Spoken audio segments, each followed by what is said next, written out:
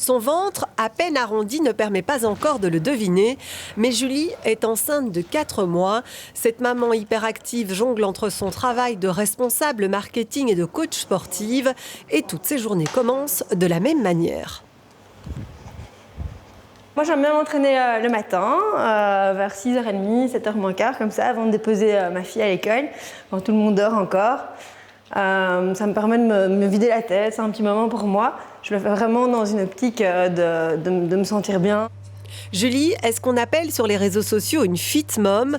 Ces mamans et futures mamans qui pratiquent beaucoup de fitness, mais certaines poussent l'activité à l'extrême. Fières d'exhiber leur ventre et leur corps hyper musclés, elles passent leur journée en salle de sport et soulèvent de gros haltères à quelques semaines de leur accouchement.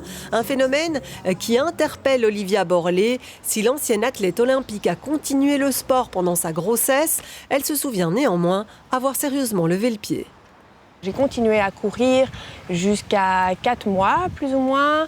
Et ensuite, j'ai adapté avec des sports plus doux, que ce soit de la natation, du vélo. Par contre, ce diktat de la minceur à tout prix, même quand on est enceinte et qu'on n'accepte pas ses formes, je trouve ça super dangereux et très, très malsain. Ces fit-moms et leur culte de la performance posent clairement question.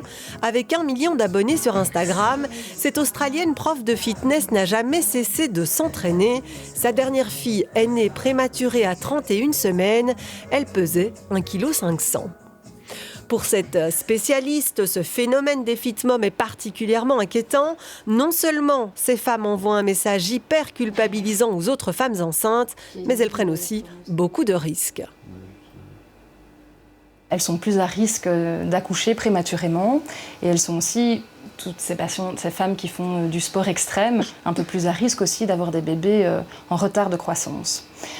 Et par ailleurs, elles ne représentent pas du tout l'objectif à atteindre et elles sont totalement dans le contrôle de l'image de soi. Elles ne veulent pas prendre beaucoup de poids, alors que pendant la grossesse, c'est tout à fait normal d'avoir son corps qui se modifie, de prendre du poids. Et c'est pas normal de voir des plaquettes d'abdominaux sur son ventre quand on est enceinte. Même si le fitness est son quotidien, Julie est pour sa part consciente de ses dérives et attentive aux limites de son corps.